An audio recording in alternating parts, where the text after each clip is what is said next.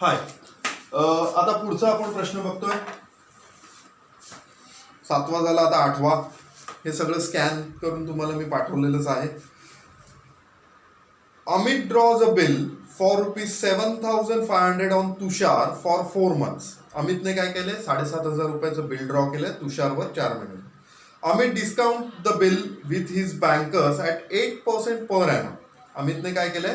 बँकेत डिस्काउंट केलंय 8% per annum on the same day. On due date of bill Tushar requested Amit. On due date of the bill, Tushar requested Amit to accept ₹4,700, including interest ₹200. Okay. तुषारने काय केलंय? अमितला request केली आहे की बाबा 4,700 रुपये तू घे, पण ते कसे घे? तर 200 रुपये इंटरेस्ट सकट घे. बघा, हा प्रॉब्लेम जरी झालेला असेल तरी तो समजून घ्या. आपण आता सगळे हळूहळू सगळे, माझ्याकडे जवळजवळ 50-60 प्रॉब्लेम आहेत, ते मी सगळे करायला देणार आहे. एखादा रिपीट झाला तरी काही हरकत नाही. उगाच बोंबावून नको, सर हा झाला आहे, सर हा झाला, नको. तर 7.5 पैकी 4,500 रुपये कॅश घे आणि 200 रुपये इंटरेस्ट. ओके. 7.5 पैकी 4,500 रुपये कॅश घे आणि 200 रुपये इंटरेस्ट घे, ती सुद्धा कॅश मध्ये. म्हणजे उरले किती? 3,000. त्याच्यासाठी नवीन बिल इश्यू कर, असं याच्यात त्यांनी सांगितलेलं आहे. And draw a new bill for the balance for 3 months. Amit agrees to his proposal. Before due date of new bill Tushar retire the bill for ₹2,960. Okay. हे रिटायरमेंटचा प्रॉब्लेम. प्रश्न काय विचारला बघा, ह्याच्यामध्ये सुद्धा असाइनमेंट आहे. Pass necessary journal entries in the books of Tushar. Pass necessary journal entries in the books of Tushar. Tushar इथे कोण आहे? आता तुषार हा ड्रॉवी आहे. तर मी आता in the books of Tushar journal entry करतो. तुषार कोण आहे? Drawee journal. ओके. पहिली जर्नल एंट्री. बिल ड्रॉ केलंय, माझ्याकडे आलंय, मी ऍक्सेप्ट केलंय आणि परत रिटर्न अमितला पाठवून दिलं. Amit account debit to bills payable account. Amount किती आहे? 7,500. Being bill accepted and return. Clear. Second. पुढे काय झालंय? आता अमित ते बिल डिस्काउंट करतोय का काय करतोय त्याच्याशी आपलं घेणं देणं नाही. आपण ड्यू डेटच्या दिवशी या बिलाचे पैसे देऊ शकतोय का नाही? That means it's a dishonour. माझ्याकडे बिल आलं, bills payable account debit to who? Amit. Account. Amount किती आहे? 7,500. Being bill dishonoured. आता डिसऑनर्ड करणं हे माझ्यासाठी चांगलं नाहीये, तर मी काय रिक्वेस्ट करतोय की बाबा रे 4,500 रुपये कॅश घे प्लस 200 रुपये इंटरेस्ट पण घे आणि बाबा नवीन बिल इश्यू कर 3,000 रुपयाचं, जे किती पिरियड महिन्यासाठी असेल? जे असेल 3 महिन्यांसाठी. लक्षात येते? त्याच्यासाठी आधी आपण इंटरेस्टची चार्जची एंट्री करूया 200 रुपयाची. Interest account debit to Amit account. किती रुपये? 200 रुपये. बिंग इंटरेस्ट पेएबल किंवा इंटरेस्ट चार्ज. आणि पुढची एंट्री कॅशची, पेड केलेल्याची. Amit account debit to cash account. किती अमाऊंट? 4,700. 4,700. ओके. बरोबर का? क्लिअर. आता नवीन बिल इश्यू झालंय 3,000चं, माझ्याकडे आलं, मी ते ऍक्सेप्ट केलं आणि रिटर्न कोणाला पाठवून दिलं? अमितला. तर Amit account debit to bills payable second account, जे किती आहे? 3,000 रुपयांचं. being fresh bill accepted and return. Being fresh bill accepted and return. बरोबर. आता पुढे हे जे नवीन बिल आहे ते काय केलंय तुषारने, बिफोर ड्यू डेट पेमेंट करून टाकलंय, म्हणजे बिल रिटायर करून टाकले. त्याच्यासाठी त्याने 3,000 दिलेत का नाही, तर किती दिलेत त्याने 2,960 रुपये. तर पुढची 6वी एंट्री. 6वी एंट्री आहे, बिल आलं माझ्याकडे, बिल्स पेएबल सेकंड अकाउंट. किती रुपयाचं होतं ते 3,000 रुपयांचं.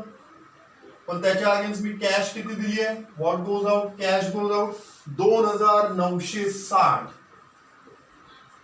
आणि उरलेले जे आहे ते आपण डेफिशियन्सी अकाउंटला टाकणार आहोत. किती रुपये 40 रुपये. बरोबर आहे.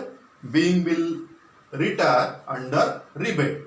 इथे डेफिशियन्सीच्या ऐवजी तुम्ही रिबेट लिहिलं तरी सुद्धा चालणार आहे, पण डेफिशियन्सी लिहा, हे प्रॉपर वर्ड आहे. Okay. Being bill retire under rebate ₹40. झालं, सिंपल. त्यांनी प्रश्न विचारला in the books of Tushar journal करा, आणि पुढे त्यांनी विचारलेलं आहे open Tushar's account in the books of Amit. Open Tushar's account in the books of Amit. Okay. प्रश्नाची उत्तरं बघा, परीक्षेला तुम्ही एवढंच लिहायचंय, आणि open Tushar's account in the books of Amit म्हणजे in the books of Amit Tushar's account. बरोबर, एवढंच करायचंय. Debit credit in the books of Amit Tushar's account. तर त्याच्यासाठी आपल्याला पटकन रफली in the books of Amit journal करावं लागेल. In the books of Amit journal करावं लागेल. बरोबर. तर पटकन आपण ते फटाफट करून घेऊया. आपल्याकडे सगळे कॅल्क्युलेशन्स आहेत, फक्त एक कॅल्क्युलेशन करावं लागेल डिस्काउंटचं, ते पण मी पटकन करून घेऊ. ओके. पहिलं अमित ड्रॉवर जर्नल. पहिली एंट्री. पहिलं काय, बिल ऍक्सेप्ट झालंय, माझ्याकडे आलेलं आहे. पहिलं bills receivable account debit. Who is given, Tushar. Amount किती आहे 7,500. 7,500 बिंग बिल रिसिव्ड. पुढे मी त्या बँकेत डिस्काउंट केलं, बँक अकाउंट डेबिट. बघा, फळ्यावर जरी दिसत नसलं तरी मी जे बोलतोय तेच मी फळ्यावर लिहितोय. Okay. Bank account debit. Discount account debit to bills receivable account. Bills receivable किती आहे 7,500 रुपये. आता डिस्काउंटचं कॅल्क्युलेशन किती आहे, त्याने किती रुपयाला डिस्काउंट केलंय 7,500 गुणुले 8% गुणुले किती महिन्यांसाठी बिल आहे, 4 महिन्यांसाठी बिल.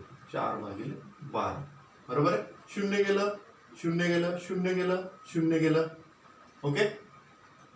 4 एके 4, 4 त्रिक 12. 75च्या पाड्यात 12 आहेत का बघा. 3 एके 3, 3 दुने 6, 7 3 5 15, 25 8 200. 200 रुपये आपलं डिस्काउंट आहे. हे कॅल्क्युलेशन सगळ्यांना आले पाहिजेत. 200 rupees is a discount. Discount माझं चुकलं असेल तर तुम्ही बघा.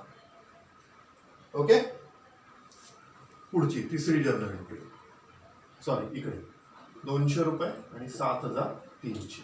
Bing bill discounted with bank @8% per annum for 4 months. Okay. पुढे तिसरं, हे डिसऑनर्ड झालंय बिल. बिल कुठे आहे, बँकेत. बँकेने कोणाला देणार, तुषारला देणार. Tushar account debit to bank account. Amount आहे 7,500 बिंग ओल्ड बिल डिसऑनर्ड. बरोबर. पुढे चौथं, part of the amount of bill मिळालंय कॅश मध्ये, पण इंटरेस्ट सुद्धा मिळालं. तर त्याच्या आधी इंटरेस्टची entry, Tushar account debit to interest account 200 रुपये, बिंग इंटरेस्ट चार्ज. त्याच्यानंतर पुढची आपल्याला मिळालेली आहे कॅश मिळाली आहे with interest, cash account debit to Tushar account 4700 रुपये, being part of the amount of bill received with interest, okay, ₹200. Next, नवीन किती राहिलं? 7.5 पैकी 4.5 मिळाले, राहिले किती? 3000 रुपये. पुढची जर्नल एंट्री, बिल आलं माझ्याकडे 3000 रुपयाचं, bills receivable second account debit to Tushar account, amount आहे 3000, being fresh bill received, being fresh bill received. बरोबर आहे. आता हे जे फ्रेश बिल आहे त्या बिलाचे पैसे आपल्याला मिळत आहेत, त्यामुळे लास्ट एंट्री 7वी, what comes in? Cash comes in. Cash account debit किती मिळाले? 2960 रुपये. बरोबर आहे.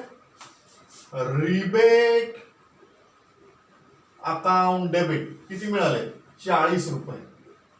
आणि त्याच्या अगेन्स्ट काय निघून गेलं? बिल्स रिसिवेबल सेकंड गेले. बिल्स रिसिवेबल सेकंड अकाउंट किती आहे? 3000. Being bill retire under rebate ₹40. Being bill retire under rebate ₹40. आता लेजर करायचं तुमचं काम आहे. बरोबर आहे. लक्षात येते? लेजर करायचं तुमचं काम आहे. आता मी तुम्हाला हे थोडंसं एवढं दिलं. आता बघा काय काय येणार आहे. Bills receivable account debit to Tushar account. Tushar कुठल्या साईडला आहे?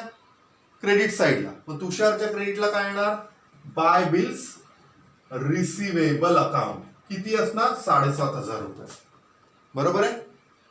दुसऱ्या ह्याच्यात आहे का तुषार? कुठे दिसतोय? नाही. तिसऱ्या ह्याच्यात दिसतोय तुषार. कुठे? डेबिटला. तुषारच्या डेबिटला काय लिहिणार?